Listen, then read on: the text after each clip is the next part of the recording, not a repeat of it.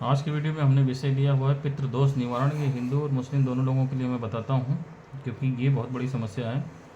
और उसके पहले मैं ये कहना चाहूँगा कि कल हम परसों वीडियो में हमने कहा था कि इस्तिखारा हमारे वहाँ से फ्री है, तो लेकिन कुछ लोग संपर्क कर रहे हैं कि मेरा इस्तिखारा कर लीजिए, वो उसको समझ नहीं कर रहे। इस्तिखारा मतलब यह होता है डायग्नोसिस, जिसको डिफरेंशियल डायग्नोसिस कहते हैं कि आपके मामला जो हैं क्या है, तो ये बीमारी के तरीके से ही होता है। किस कॉन्टेक्स्ट में देखना, जैसे आपको खांसी आ रही तो डॉक्टर आपके चेस्ट की जांच करेगा, पूरे शरीर की नहीं कर देगा। आप किसी डॉक्टर से ये जाके नहीं कह सकते हैं कि देख के बताइए कि मेरे शरीर में क्या। ऐसे ही तंत्र विद्या में होता है। आप पर्टिकुलर प्रॉब्लम के कॉन्टेक्स्ट में अपनी समस्या भेजें। जैसे आपकी रोजगार की समस्या है, डिप्रेशन है, शादी नहीं तय हो रही है, प्रेमी प्रेमिका संबंध है, वशीकरण आकर्षण कोई मामला है, क्या मामला, क्या देखना, क्या आपके ऊपर जादू का शक है, आपको कारोबार नहीं चल रहा है, नौकरी नहीं कर रहे हैं। तो एक दो लोगों ने तो भेजा था, उनको बता दिया गया है, लेकिन बाकी कोई व्हाट्सअप मैसेज करे तो अपना जो है रेफरेंस ज़रूर लिखिए कि क्या आपको पता क्या करना है अपने बारे में, तभी हम कोई जवाब दे सकते हैं। इसमें कोई जनरल इस्तिखारा नहीं होता कि आपने नाम, माँ का नाम और अपना जगह लिख के भेज दिया तो हम आपको पूरा बता देंगे कि इस तरीके से कि आपका ये है ये नहीं है। तो इस तरीके के ही आप भेजें लिख करके। बाकी मैं आपके इसमें आज की वीडियो में बताता हूँ कि पितृदोष, चूँकि पितृपक्ष का महीना चल रहा है, तो ये एक ऐसी समस्या है। पहले तो समझें पितृदोष होता क्या है, क्योंकि ये इतना कॉम्प्लिकेटेड सब्जेक्ट है कि अगर इसका निवारण नहीं किया गया तो आप चाहे जितना पूजा पाठ, अमलियात, दुनिया कोई काम कर डालो, किसी भी धर्म के हो, आपको तरक्की उस स्तर पर नहीं मिलेगी जितना होना चाहिए, यानी ग्रहण लगा रहेगा हमेशा। पितृदोष क्या होता है? पितृदोष का मतलब ये है कि आपके जो पूर्वज हैं जिनकी मृत्यु हो गई, चाहे हिंदू हो चाहे मुस्लिम हो, तो मृत्यु के पश्चात जो कर्म होते हैं, जैसे हिंदुओं में भी तेरही की जाती है, तेरही के बाद फिर वो एक जो है उनका 6 महीने पे बरखी बोलते हैं, फिर सालाना कर्म होता है, श्राद्ध होता है, इस तरीके के कर्म है। और ऐसे इस्लाम में भी 40वां होता है, फिर साल भर में बरसी करी जाती है। और जो कर्म होते हैं कि इंतकाल किसी का हो गया तो उसमें फिर पारे बख्शे जाते हैं, और सारे तरीका।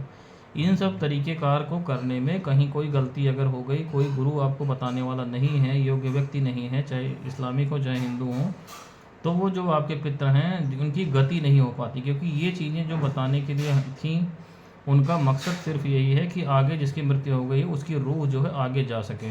अब उसमें अलग अलग फिलासफी है। हिंदू धर्म की फिलासफी जो है, तो उसमें पुनर्जन्म का जो कि कंसेप्ट है, तो हिंदू धर्म में 1 साल तक कर्मकांड इसलिए चलते रहते हैं कि 1 साल के बाद सामान्यतः कोई आत्मा अधिकतम मिनिमम 13 दिन और अधिकतम 1 साल के बाद वो नया शरीर धारण कर लेती है। इस्लामिक फ़िलासफ़ी में चूँकि जो है पुनर्जन्म की मान्यता नहीं है, तो इसलिए उनके अपने कॉन्सेप्ट हैं कि भाई वो रूह जो है अल्लाह के पास चली जाए, जन्नत में चली जाए, दोजख में चली जाए, जहाँ जिसको जाना है जाए, लेकिन वो लटके नहीं। दोनों स्थितियों में जब तक ये पितृदोष रहेगा तब तक वो रूह आज़ाद नहीं होगी, वो लटकी रहेगी। तो ना वो जन्नत और दोजख का रुख करेगी, ना अल्लाह के वहाँ जाएगी इस्लामिक फ़िलासफ़ी में। और हिंदुओं के यहाँ भी वही है कि ना वो स्वर्ग नर्क में जाएगी, ना नया उसका शरीर मिलेगा। वो एक अलग विज्ञान है। पुनर्जन्म क्यों इस्लाम में मान्यता नहीं है या ईसाइयत में मान्यता नहीं है, वो सब बाद में दूसरे वीडियो में संभव हुआ तो बता दिया जाएगा। तो ये ऐसा कंसेप्ट है कि जो आपके पितृ हैं, यानी घर के जो लोग ख़त्म हुए हैं, उनका क्रियाक्रम सही से नहीं हुआ, तो उनकी रूह जो है टेम्परेरी हेल्ड कर दी जाती है। एक लोक है पृथ्वी से कुछ दूरी पर, उसका वर्णन श्रीमद् भागवत महापुराण में है। उसमें जो है पितृलोक कहते हैं। ऐसे जैसे हिंदुओं के स्वर्ग और नर्क का वर्णन है, और मुसलमानों के जो है जन्नत और दोजख का, दोनों के नाम पर्यायवाची सेम है, बस चीज़ें सेम है, पर्यायवाची हैं। जन्नत माने स्वर्ग, दोजख मतलब नर्क। तो ऐसे ही पितृ जो है लोक एक है यहाँ से, क्योंकि सृष्टि तो एक ही है ना सब। ऐसा तो है नहीं कि मुसलमानों के लिए अलग से लोक बनाए जाएंगे। तो उसका जो है पैरेलल चीज़ हर धर्म में समझाई गई है। वैसे ईसाई हैं, अफ्रीका वाले, चीन वाले, उनके अलग अलग नाम हैं, उस सब बहस में ना पड़ें। पृथ्वी से एक फिक्स दूरी पर श्रीमद् भागवत पुराण का रेफरेंस इसलिए मैं दे रहा हूँ कि उस बुक में हिंदू फिलासफी में इसका वर्णन है, पितृलोक जिसको कहते हैं हिंदू फिलासफी में। बाकी इन सब में अलग अलग है उसका। ये जो लोग इस्लाम में या अन्य उस धर्म में वीडियो सुन रहे हैं, वो ये बात जान लें कि इस्लाम जो है सबसे मॉडर्न धर्म है दुनिया का। तो उसमें बहुत जो है सेलेक्टिव बातें कही गई हैं, क्योंकि वो जो है 600 ईस्वी में उसका चूँकि पुनरुद्धार हुआ। इस्लाम तो सबसे जब से तो कायनात है, क्योंकि हज़रत आदम को जो है वो पहले से मानते हैं, पहला पैगंबर, उसके बाद 24 पैगंबर हुए, आखिरी पैगंबर हज़रत मोहम्मद मुस्तफ़ा साहब थे। तो इसीलिए जो है हिंदुओं के अभी आखिरी पैगंबर नहीं हुए, हिंदुओं में कल की अवतार ये 24वां अवतार होना है। तो इसलिए उन्होंने कहा कि अब मेरे बाद कोई नबी नहीं होंगे, क्योंकि एक कल्प में जो है 24 पैगंबर किसी भी धर्म में नियुक्त होते हैं। कि ऐसे जैन में 24 तीर्थंकर आपको मिल जाएंगे, बौद्ध धर्म में 24 में मिल जाएंगे। तो इस तरीके से होता है उसमें। तो वो एक अलग विज्ञान है। तो उसमें इसलिए लोग कहते हैं कि ये नहीं कहा गया, वो नहीं कहा गया। इस्लाम में बहुत ज़रूरी बातें कही गई हैं, क्योंकि जो 600 ईस्वी में ये दुनिया का माहौल था और दुनिया भर की जितनी किताबें पहले नाजिल हो चुकी थी उन सब का सारांश लेते हुए जो है पैगम्बर इस्लाम ने वो बातें कही हैं जितने आम आदमी डिस्टर्ब ना हो। तो इसलिए उसमें दुनिया भर का पुनर्जन्म और ये सब बवालबाजी दुनिया भर का नहीं बताया गया, क्योंकि ये इसी जन्म में नहीं कोई काट पा रहा है तो क्या है दुनिया भर का। तो ये समस्या होती है कि उसमें जो है टेम्परेरी उनको हेल्ड कर दिया जाता है जब तक उनका आगे गति ना हो, अपने अपने फिलासफी के अनुसार समझें, तो वो आत्मा वहाँ पर रुक जाती है। तो जो बहुत सारे लोग कहते हैं जो ज़ाहिरी और बातिनी दुनिया में काम करते हैं कि मुझे सपने में अपने पूर्वज दिखाई पड़ रहे हैं, पूर्वज हैं यहाँ परेशान हैं, मुझसे मदद मांग रहे हैं, या जो है जो लोग अमलियात का जैसे हम लोग काम करते हैं तो जब बहुत सारी चीज़ों को उनके घर से खींचा गया तो उनके पितर भी पकड़ करके आ गए। पितरों को जब प्रेतों को खींचा गया तो उसमें पितर भी आ गए। अब वो तो वैसे ही शरीर उनका रहेगा जैसे वो अपने जीवन में थे मनुष्य। तो जो मनुष्य पकड़ में आता है तो हम लोग भी ये जानते हैं कि ये आपके पितर हैं, उनसे पूछने पे वो बताते हैं कि हाँ हम इनके घर पे पितर हैं। पितरों की चूँकि जिम्मेदारी आपकी होती है क्योंकि वो अटके हुए हैं, तो वो फिर आपको एक तरीके से संदेश भेजते हैं, रुजत डालते हैं आपके ऊपर। और उसमें जो है कुदरती व्यवस्था ये है, क्योंकि मनुष्य का दायित्व होता है, अब उसको ज्ञान नहीं है तो बात अलग है, लेकिन ईश्वरीय नियम के तहत फिर उनके ऊपर रुजत हो जाती है। और घर का जो सबसे बड़ा लड़का होता है, अगर लड़का है तो लड़का, लड़की है तो लड़की, उसके ऊपर आएगा प्रभाव सबसे अधिक। जिसकी उसकी उन्नति यानी कि बाधित होगी ही होगी, पूरे घर की तो होगी। यानी घर में चाहे जितने काबिल लोग हों, चाहे जितना पूजा पाठ करें, लेकिन प्रयास के हिसाब से सफलता ना तो पूजा पाठ में मिलेगी, ना आपको जो है सामाजिक भौतिक स्तर पे सफलता मिलेगी। बहुत पढ़ने वाला लड़का होगा तो बहुत कुछ नहीं बन पाएगा जितना उसको बनना चाहिए, और लोग परेशान रहेंगे, पारिवारिक कलह, बीमारी, और ये पीछा नहीं छूटेगा। दूसरी बात है कि जहाँ पे वो लोग पैतृक उनका मकान है उससे अलग जहाँ जहाँ भी वो रहते होंगे उन सब जगहों पे उसका प्रभाव रहेगा। जो ये घर के 4 बच्चे 4 शहर में चले गए तो प्रभाव नहीं हटेगा पितरों का। तो ये पितृ दोष होता है। तो हिंदू धर्म में भी यही है, पितृपक्ष जैसे चल रहा है तो इसमें 15 दिन की क्रिया होती है कि अपना श्राद्ध उराद किए जाते हैं पितरों के नाम से। ये तो वो है कि जिसका पितृदोष का निवारण जब तक नहीं हो जाता तब तक ये आप करते रहें। अमावस्या के दिन पितरों के लिए खाना वगैरह निकालने का विधान है। और बाकी इसमें, और मुसलमानों में शब बारात के दिन साल में एक बार जो है पूरा बनता है, जागरण का होता है, हलवा हलवा बना करके जो भी प्रक्रिया है रूहों के लिए करी जाती है कि हमारे पुरखे आ रहे होंगे। दोनों में प्रक्रिया एक है, जिसमें पितृपक्ष है उसमें शब बारात है। लेकिन इसका निराकरण जो है वो उनकी गति होना जरूरी है, तभी आपको उनसे मुक्ति मिलेगी। सिर्फ श्राद्ध वगैरह करने से काम नहीं बनेगा, वो एक उनका जो है शांति हल्की फुल्की प्रभाव कम करने के लिए रहती है। इसमें पूरा निराकरण जो है वो करना पड़ता है पितृदोष में। और उसका समाधान जो है हिंदू फिलासफी में, तो देखिए बोध गया उसका स्पेशलाइज सेंटर है, या गया समझ लीजिए, बोध गया ना समझे गया समझ लें आप। बोध गया तो बौद्धिस्ट का हो जाएगा पर्टिकुलर, गया में ही, तो वहाँ से 14 किलोमीटर दूर स्थान पर बोध गया जहाँ गौतम बुद्ध को निर्माण प्राप्त हुआ था। तो गया इसका हिंदुओं का स्पेशलाइज सेंटर है पूरे हिंदुस्तान का।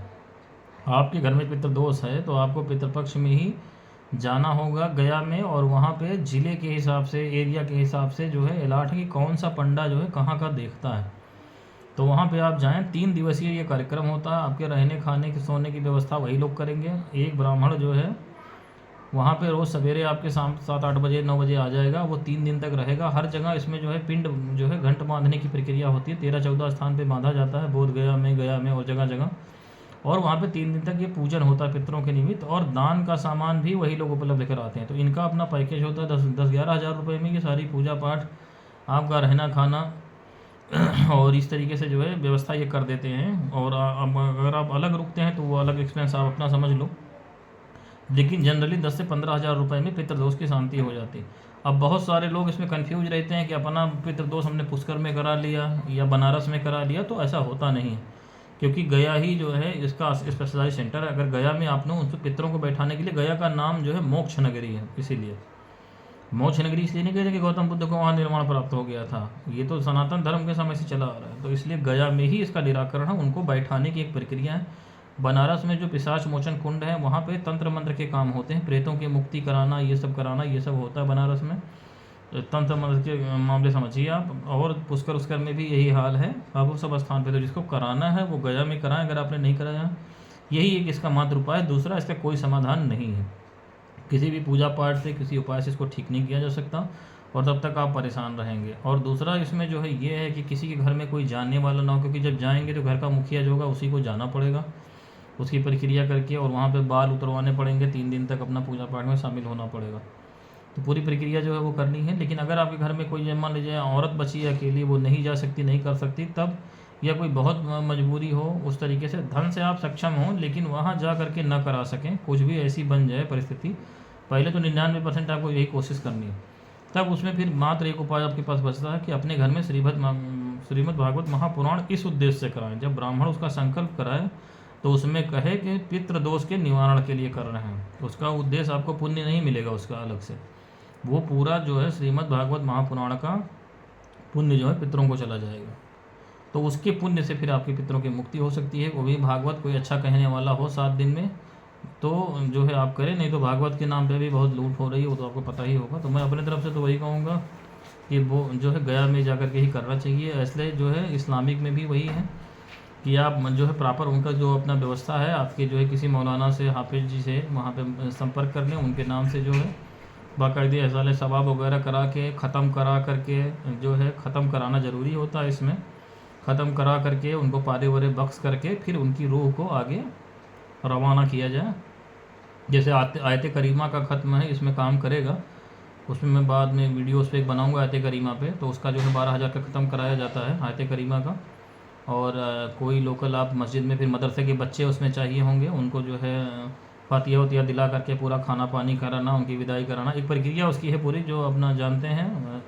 तो आप उनसे संपर्क करें, वो आपको बताएंगे। और कोई बहुत विशेष मजबूरी हो तो आप हमसे संपर्क कर सकते हैं, हम इसमें भी आपकी मदद कर देंगे। इस्तिखारा जो है सबसे बड़ा चैलेंज इसमें यह होता है कि पितृदोष है कि नहीं है, क्योंकि एक आम आदमी नहीं बता सकता ये, जब तक कोई बड़ा तांत्रिक नहीं होगा तो इन लोगों से बात कर सके तब तक पता करना संभव नहीं है। कोई लिखा पढ़ी या कुंडली और बवाल से ये नहीं हो पाता है। तो इसलिए जो है इसको आप अगर नहीं कर सकते, नहीं पता लगा पा रहे, तो हमारे वहाँ अपना नाम, माँ का नाम और अपना जो है निवास स्थान वर्तमान ये आप लिख करके भेज दें तो हम इसमें आपको बता सकते हैं पितृदोष के संबंध में। बस आज के लिए इतना ही। हरिओम।